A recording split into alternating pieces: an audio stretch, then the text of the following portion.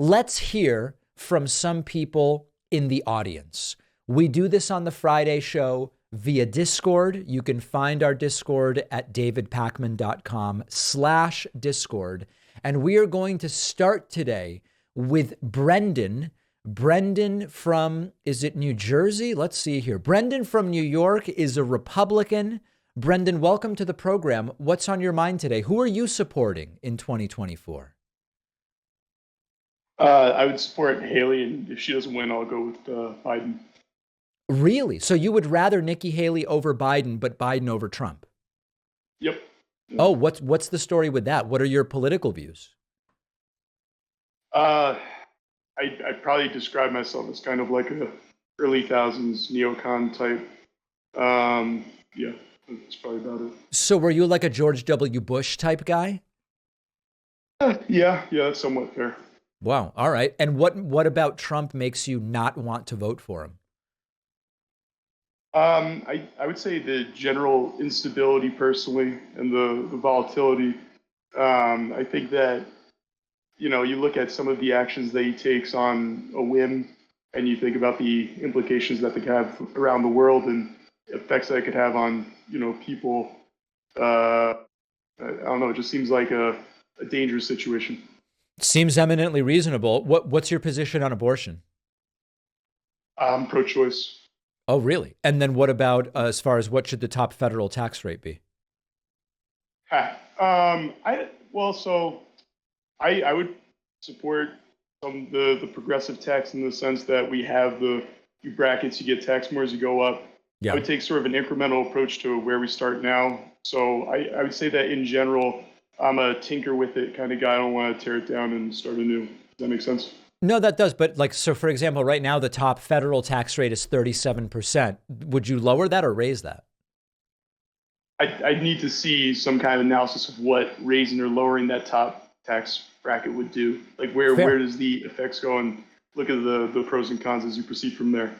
Well, I'll tell you, you're not sounding like much of a Republican in 2023, which is interesting. But now that we've established your views, what's on your mind today? Okay. So I was kind of thinking about, in relation to the Israel-Palestine conflict, the balance of how you look at the situation and the way power dynamics play into how you should assess the sort of goings on. And I guess one thought I have is that while I think morally Israel stands in a much superior position in a lot of ways, they also control a lot of the power and the dynamic.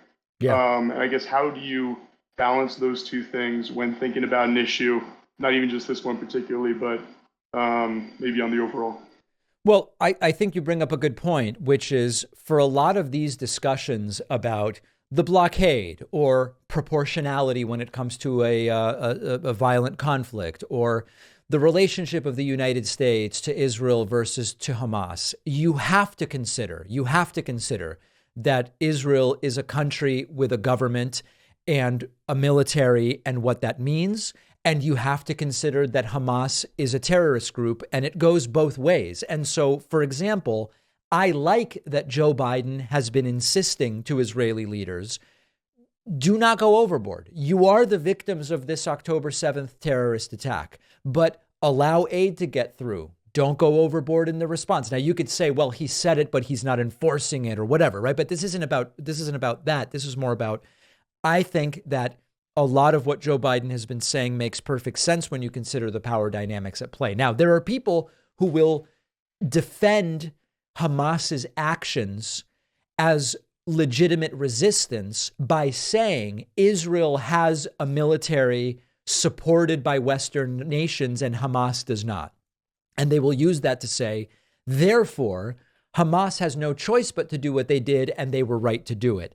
That I can't agree with. And of course, Hamas does have the support of Iran, and et cetera. We've talked about that. So I don't think that there's one answer to the question you're asking, Brendan, but without a doubt, in many different ways, the power dynamics must be considered. They just won't necessarily lead us all to the same conclusions. Cool. Sometimes it seems like the lines where the administration maybe draws with Israel are between themselves and Israel. Do you think that it would benefit from making more of those kind of explicit, like how far they're willing to let the Israeli military go in these conflicts? It's a very difficult thing because without a doubt, at the end of the day, you will have those who say, it's kind of up to the Israeli military to decide that. And then others can react to that. And the way the United States might react would be to say, we don't like what you did. So, for example, we're cutting funding or whatever the case may be. I think that the other aspect of proportionality that's really tough is rarely is there any violent conflict in which deaths are proportional. Now, that's not a defense of anything at all. I don't defend the killing of a single Palestinian kid or any civilian, period. But the proportionality conversation sometimes gets weird because it's like, well, I don't know. What does it mean to be proportional? If we determine that the number of Israelis who were raped by Hamas is 74, to be proportional, does the Israeli military now go in and rape 74 Palestinians? Like, that's crazy. And once you realize how crazy that is, and you look at this idea of proportionality in historical conflicts, I just don't know where it really gets us in solving anything. You know what I mean, Brendan? Sure. No, yeah. Thanks for taking the question and the discussion. My pleasure. Brendan from New York. Great to hear from you.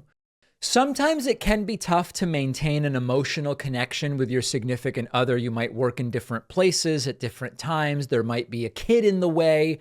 It can be hard to find time for date nights, especially because kids demand so much attention, which is why I love our sponsor Paired, which is the app for couples. The app will prompt you with a daily question or a game or a guided conversation, all designed by leading psychologists. And the point is to just have a deeper connection with your partner, boost intimacy, build a deeper knowledge of one another. My girlfriend and I will use the prompts on Paired throughout the day to stay connected. For instance, we answered a prompt about what we remember most from the early days of the relationship. It really helps us learn new things, and there can be funny moments as well. An independent study found that couples using Paired saw a 36% increase in the quality of their relationship, and giving a Paired subscription as a gift is also a really great idea. You can try it free for 7 days and get 25% off a subscription. Go to paired.com/Pacman. The link is in the description.